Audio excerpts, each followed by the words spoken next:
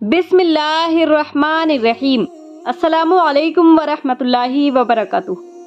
ام المومنین حضرت سیدہ عائشہ صدیقہ رضی اللہ تعالی عنہ جب رخصت ہو کر آئی، اس وقت آپ چونکہ کمسن تھی اور دیگر خواتین کی طرح گھریلو امور میں ماہر نہ تھی، اس لیے حضور نبی کریم صلی اللہ تعالی علیہ وسلم آپ پر نہایت شفقت فرماتے اور ہمہ وقت رہنمائی کے لیے تیار رہتے تھے تاکہ آپ کو کسی بھی طرح گھریلو امور میں پریشانی کا سامنا نہ کرنا پڑے۔ حضور نبی کریم صلی اللہ تعالی علیہ وسلم کو آپ سے بے پناہ محبت تھی، اور یہ اسی محبت کی نشانی ہے کہ حضور نبی کریم صلی اللہ تعالی علیہ وسلم نے کبھی آپ سے سخت رویہ نہ رکھا اور آپ کو دینی مسائل سے آگاہی بخشی۔ ام المومنین حضرت سیدہ عائشہ صدیقہ رضی اللہ تعالی عنہ بھی حضور نبی کریم صلی اللہ تعالی علیہ وسلم سے بے پناہ محبت کرتی تھیں اور ہمہ وقت حضور نبی کریم صلی اللہ تعالی علیہ وسلم کی ضروریات کو پورا کرنے کی کوشش کرتی تھی۔ آپ سے حضور نبی کریم صلی اللہ تعالی علیہ وسلم کی محبت کا یہ عالم تھا کہ جب حضور نبی کریم صلی اللہ تعالی علیہ وسلم کا وقت وصال قریب آیا تو آپ دیگر ازواج مطہرات کی اجازت سے آپ کے حجرے میں قیام پذیر ہوئے۔ جس وقت حضور نبی کریم صلی اللہ تعالی علیہ وسلم نے وصال فرمایا، اس وقت آپ کا سر مبارک ام المومنین حضرت سیدہ عائشہ صدیقہ رضی اللہ تعالی عنہ کی گود مبارک میں تھا۔ ام المومنین حضرت سیدہ عائشہ صدیقہ رضی اللہ تعالی نے ہی بوقت وصال مسواک کو نرم کر کے حضور نبی کریم صلی اللہ تعالی علیہ وسلم کو دی۔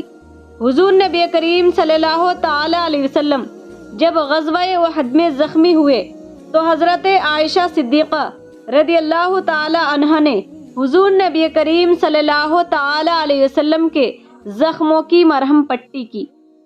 شعبان 5 ہجری میں افق کا واقعہ پیش آیا۔ حضور نبی کریم صلی اللہ تعالی علیہ وسلم غزوہ بنی مستلق کے لیے روانہ ہوئے۔ صحابہ اکرام رضی اللہ تعالی عنہم کی ایک بڑی تعداد اس وقت آپ کے ہمراہ تھی۔ اس سفر میں ام المومنین حضرت سیدہ عائشہ صدیقہ رضی اللہ تعالی عنہ بھی حضور نبی کریم صلی اللہ تعالی علیہ وسلم کے ہمراہ تھی۔ غزوہ بنی مستلق سے واپسی پر مدینہ منورہ سے کچھ دور رات کے وقت یہ قافلہ قیام پذیر ہوا تو ام المومنین حضرت سیدہ عائشہ صدیقہ رضی اللہ تعالی عنہ رفع حاجت کے لیے قافلہ سے قدرے فاصلے پر چلی گئی۔ آپ رضی اللہ تعالی عنہ کے پاس اس وقت اپنی بہن حضرت اسماء رضی اللہ تعالی عنہ کا ایک ہار تھا جو آپ رضی اللہ تعالی عنہ کے گلے میں موجود تھا۔ دوران رفع حاجت وہ ہار وہیں کہیں گر گیا۔ آپ نے اس ہار کی تلاش شروع کر دی۔ اس دوران قافلے نے روانگی کی تیاری شروع کر دی اور ساربانوں نے آپ رضی اللہ تعالی عنہ کی ڈولی یہ سمجھ کر دوبارہ اونٹ پر رکھ دی کہ آپ اس میں موجود ہیں۔ جب آپ اس ہار کو ڈھونڈنے کے بعد واپس پہنچی تو قافلہ وہاں سے کوچ کر چکا تھا۔ آپ پریشان ہو گئی۔ اس دوران آپ کو اپنے پردے کا بھی ہوش نہ رہا۔ دفعتاً وہاں سے حضرت صفوان بن معطل رضی اللہ تعالی عنہ جو کہ قافلے کے پیچھے پیچھے تھے تاکہ اگر کسی کا کوئی سامان رہ جائے تو اسے اٹھا سکے، انہوں نے آپ رضی اللہ تعالی عنہ کو دیکھ لیا۔ انہوں نے آپ کو دیکھتے ہی انا للہ و انا الیہ راجعون پڑھا۔ آپ نے جب ان کی آواز سنی تو فوراً اپنی چادر سے چہرہ ڈھانپ لیا۔ حضرت صفوان بن معطل رضی اللہ تعالی عنہ نے اپنا اونٹ آپ کے قریب لا کر بٹھا دیا جس پر آپ سوار ہو گئی اور انہوں نے اس اونٹ کی مہار تھام لی۔ جب حضرت صفوان بن معطل رضی اللہ تعالی عنہ آپ کو لے کر لشکر اسلامی سے جا ملے تو اس وقت ساربانوں کو خبر ہوئی کہ ڈولی میں آپ موجود نہیں ہیں۔ ام المومنین حضرت سیدہ عائشہ صدیقہ کا काफिले से बिछड़ जाना गो मामूली वाक़या था, मगर मुनाफिकीन ने इस वाक़ये को बढ़ा चढ़ाकर बयान करना शुरू कर दिया। मुनाफिकीन का सरदार अब्दुल्ला बिन मुनाफिक और दीगर मुनाफिक कहने लगे कि नऊज़ बिल्लाह, आप पाकदामन नहीं रही। आपने जब उनके इल्ज़ामात सुने तो शदीद बीमार हो गई।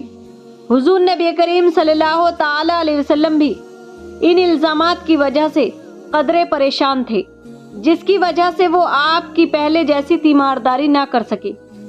आप अपने वालिदैन के घर आ गई, जहां 1 माह तक आप बिस्तर पर बीमार पड़ी रहीं। हुजूर नबी करीम सल्लल्लाहु ताला अलैहि वसल्लम लोगों की बातें सुन रहे थे, मगर आपको सिर्फ अल्लाह अज़्ज़ा वजल के कलाम का इंतज़ार था। करीबन 1 माह गुजरने के बाद हज़रत जिब्रील अलैहिस्सलाम वही लेकर हाजिर हुए। हुजूर नबी करीम सल्लल्लाहु ताला अलैहि वसल्लम ने जब हज़रत जिब्रील अलैहिस्सलाम का कलाम सुना तो आपकी पेशानी पर पसीना जारी हो गया और आप सल्लल्लाहु ताला अलैहि वसल्लम ने मुस्कुराते हुए अपना सर मुबारक उठाया और फिर अल्लाह ताला का फरमान लोगों को सुनाया, जिसमें अल्लाह ताला ने उम्मुल मोमिनीन हज़रत सैयदा आयशा सिद्दीक़ा की पाक दामनी की गवाही दी और तोहमत लगाने वालों को सख्त अजाब की वईद सुनाई।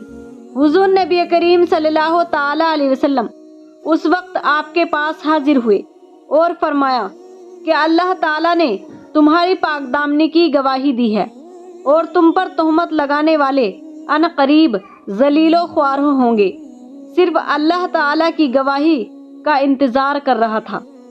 वाक़या उफ़क़ के पेश आने के बाद हज़रत सैयदना अबू बकर सिद्दीक़ रज़ियल्लाहु ताला अन्हु को भी इस बात का शदीद गम था कि उनकी पाकबाज बेटी पर तोहमत लगाई गई है, लेकिन आप कभी जुबान पर शिकवा न लाए, सिवाय एक मर्तबा ये कहा कि अल्लाह ताला की कसम, ऐसी बात कभी हमारे बारे में ज़माने जाहिलियत में भी नहीं कही गई थी। चुनांचा जब अल्लाह ताला की जानिब से उम्मुल मोमिनीन हज़रत सैयदा आयशा सिद्दीक़ा की पाकबाजी की गवाही दी गई तो आपने अपना सर सजदे में झुका दिया कि अल्लाह ताला ने उनके ख़ानदान की इज्जत की गवाही दी।